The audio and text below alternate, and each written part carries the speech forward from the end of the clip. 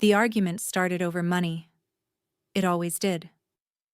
We were in the living room, my parents on the couch, me standing near the door, already anticipating how this would end.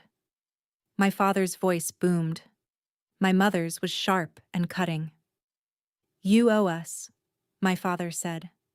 "After everything we've done for you." I asked him to clarify. He didn't. Instead, my mother slammed a folder onto the table.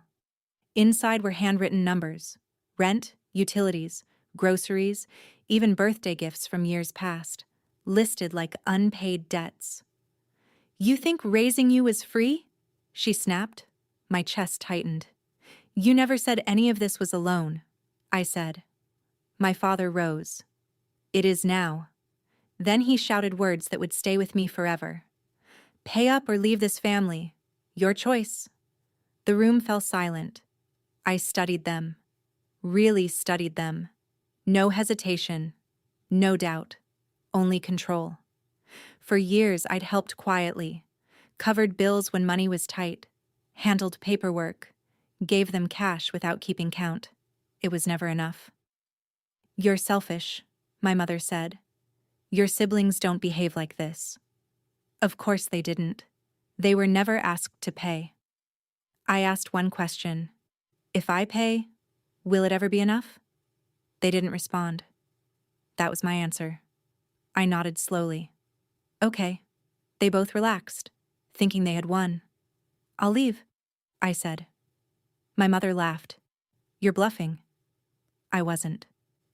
I walked to my room, packed a single suitcase, and returned in 10 minutes. My father's smile faltered. "You're really doing this?" he asked. "Yes," I said. "You'll regret it," my mother said coldly. "Don't come crawling back." I paused at the door. "I won't," I said, "because this isn't a family, it's a transaction." I left with $50, a suitcase, and something I'd never felt before: freedom. What they didn't realize was that walking out wasn't the end. It was the moment everything began to shift. I slept on a friend's couch that night. No comfort, no pity, just silence. And for the first time in years, the silence didn't hurt. The next morning, I turned off my phone and went to work like nothing had happened. I didn't tell anyone. I didn't post anything. I didn't ask for help. I just moved forward. Within a week, I found a small, cheap room to rent. Barely furnished mine. I took extra shifts, cut every unnecessary expense. I stopped sending money home, something I'd never done before. That's when the calls began. First my mother.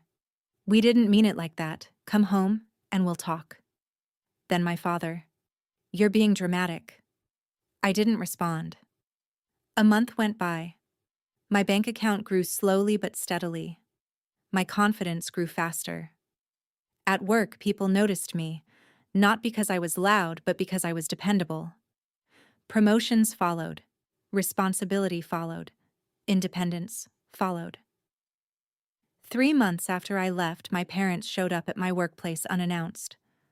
I watched them through the glass doors before letting them in. My mother looked exhausted. My father looked furious. "You embarrassed us," my father said, "leaving like that." I smiled politely. "You told me to choose." My mother's voice softened. "We didn't think you'd actually go." "That's the problem," I replied. They asked about my job, my rent, my plans. I answered carefully, briefly, because they no longer had the right to my details. When my mother finally asked, "So, when are you coming back?" I shook my head. "I'm not." Her face fell. My father scoffed. "You think you're better than us now?" "No," I said calmly. "I think I'm free." They left without saying goodbye. That night, I realized something important. They didn't miss me. They missed the control. And the more stable I became, the more powerless they felt, because the child they thought they could manipulate had chosen themselves instead. 6 months passed. Then 9. Life didn't suddenly become easy, but it became honest. I paid my own rent, cooked my own meals, made decisions without fear of punishment. Every small win felt larger than anything I'd accomplished while trying to please my parents. And then the call came from my aunt. "Your parents are struggling," she said carefully. "Bills? Debt? They're asking about you." I felt nothing at first. No anger, no guilt. Just distance. A week later, my parents reached out directly for the first time since they'd shown up at my workplace. This time, they didn't accuse. They asked, "Can we talk?" Against my better judgment, I agreed. On my terms. Public place, limited time. They arrived early. Older. Smaller. The authority they once carried was gone. My mother spoke first. "We didn't think you'd survive on your own." I let that sink in. "I didn't survive," I said. "I grew." My father cleared his throat. "We need help. Just temporarily." There it was. The transaction again. I leaned forward. "Before I answer, I need to ask something. When you told me to pay up or leave, did you think I mattered either way?" They didn't respond. That was answer enough. "I won't give you money," I said calmly. "But I also won't fight you. This ends here." My mother started crying. "We're still your parents." "Yes," I said, "but I'm not your investment plan."